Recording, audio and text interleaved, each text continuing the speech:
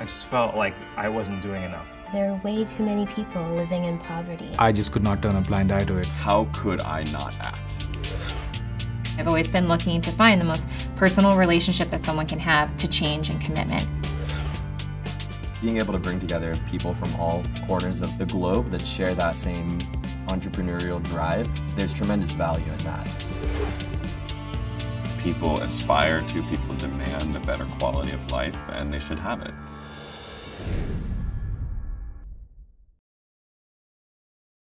Save Life Foundation is about enabling bystander care, and bystander care essentially means the immediate care that passers-by and police officers can provide critically injured trauma victims to enhance their chances of survival. On 5th April 2007, a 16-year-old cousin of mine was hit by a car and very seriously injured. As he lay on the road bleeding, he begged passers-by to help him and take him to a hospital, but no one came forward. And in broad daylight, in front of hundreds of people, he bled to death.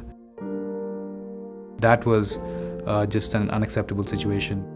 India has not yet been able to develop a single number that you can call to get medical help after a traumatic incident. Even if there is an ambulance which is available to respond, it will not have trained staff. So it primarily only provides transportation and no real intervention. So the first thought that I had is that something has to be done. I fundamentally believe that if you have to succeed in a social mission, you have to involve as many people as you can, because it has to be a collective effort. There are volunteers who are trained by us, there are police officers trained by us, and then every single caregiver that is part of our organization is connected through a technology system which alerts and coordinates their movement and deployment. We started learning that the program was going beyond road accidents. In September 2011, when the bomb blast took place in Delhi High Court, there were 33 police officers who were on scene within the first 4 minutes, and they saved about 35 victims. I realized that if I'd invested more time and build an organization around the initiative, it could just change India completely.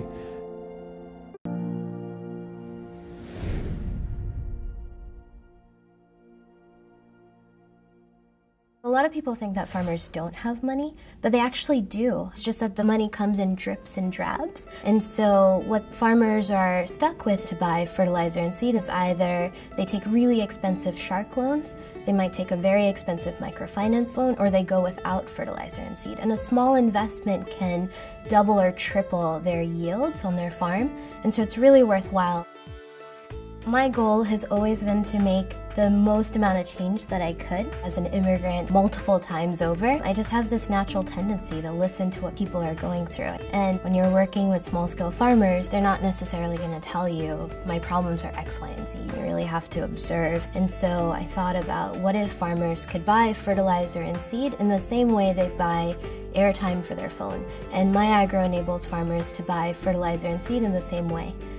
Anytime they have money, they can buy a card. Each card is a different value, so anywhere from $1 to $25. And they send us an SMS with the card's code, and that updates their account at headquarters. And in that way, it's really easy for farmers to save their way up for fertilizer and seed.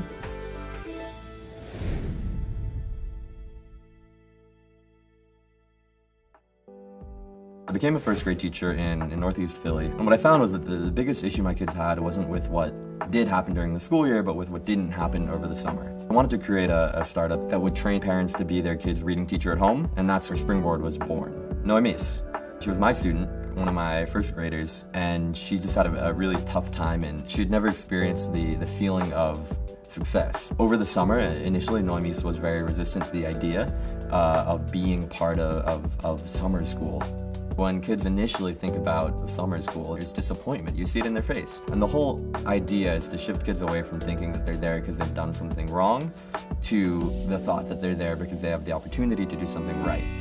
Noemi started to get behind the idea that maybe this summer she could do something well. Both of her parents came to every workshop. They wanted to do more, they wanted to do better. And then by the end of the summer, we gave her the end of summer assessment to see how much growth she had made. I couldn't have been more excited when Noemi finished her assessment and we saw that she had made 6 months of reading growth in 4 weeks.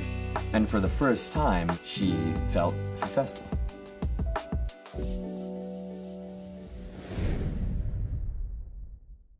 We all have the capacity within us to be leaders and the capacity to effect positive social change. It's about not giving up. I can pat myself on the back for the lives that we've saved, but there's a long way to go. There's a lot of work to be done. I want to be ensuring that every child gets a fair shot. If we could give people the tools to create a healthier lifestyle, that's hugely successful. There's a huge difference often between what your potential is and what your end capability is, and in between is an organization that helps to drive you to be a better leader, to be a better person, and that's what Echoing Green is doing. When we think about the kind of change that we're creating for the communities we're working in, it's pretty powerful stuff.